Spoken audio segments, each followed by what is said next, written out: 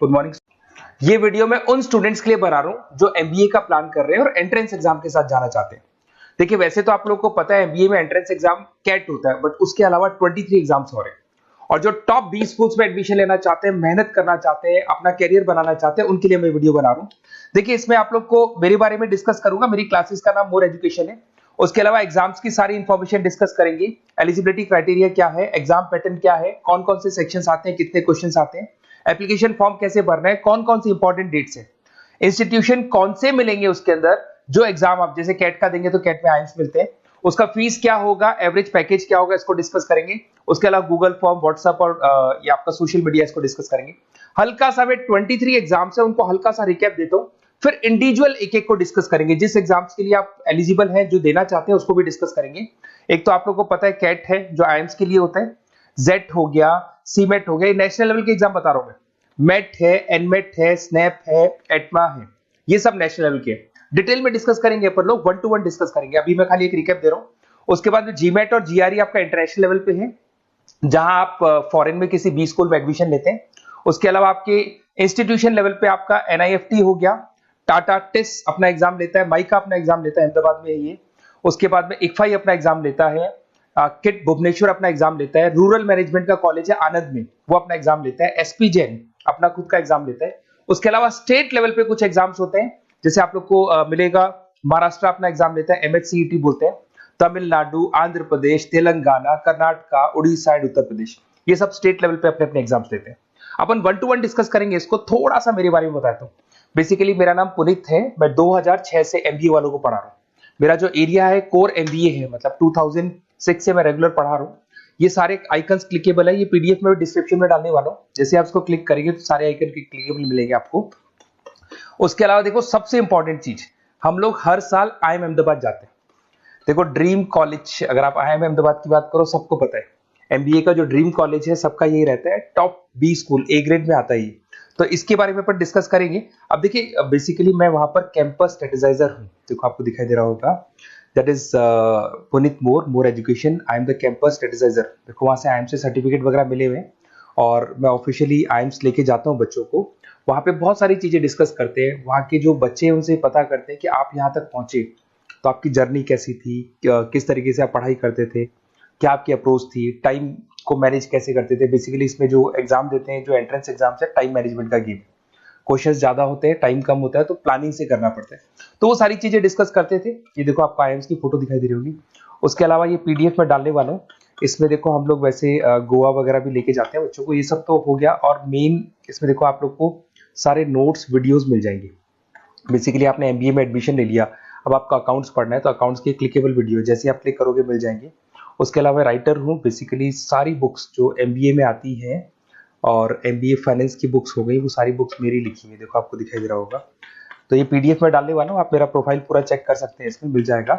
और दूसरा, अगर आपको एंट्रेंस एग्जाम्स का प्रिपरेशन करना है, एमबीए का एंट्रेंस एग्जाम का प्रिपरेशन करना है, तो आप ये मेरा नंबर है, इस पर आप कॉल कर सकते हैं, व्हाट्सअप कर सकते हैं। अब अपन डिस्कस करते हैं डिटेल में, 1 to 1 एक एक कोर्स को डिस्कस करेंगे डिटेल में। अभी अपन मेट एग्जाम को डिटेल में डिस्कस करने वाले हैं, जिसको अपन मैनेजमेंट एप्टीट्यूड टेस्ट बोलते हैं। ये भी नेशनल लेवल पे होता है और कैट से कंपैरिजन में इजी है। और कैट एक ही बार होता है नवंबर में, और ये साल में 4 बार होता है। तो बहुत सारे इंस्टीट्यूट्स हैं जो इससे लिंक है और अच्छे पैकेजेस वो लोग प्रोवाइड करते हैं, टॉप इंस्टीट्यूट्स मिलेंगे। फीस स्ट्रक्चर भी कम है इनका। अब देखिए, अगर मैट की अपन बात करें तो यहाँ पर आपको दिखा देगा एलिजिबिलिटी क्राइटेरिया, आपका परसेंटेज कैट में तो 50 चाहिए, यहाँ पे अगर कम होगा तो भी चलेगा। अगर आप फाइनल ईयर अपीयरिंग स्टूडेंट है तो भी चलेगा, एज लिमिट नहीं है इसके अंदर, तो ये फ्लेक्सिबल है ये एग्जाम।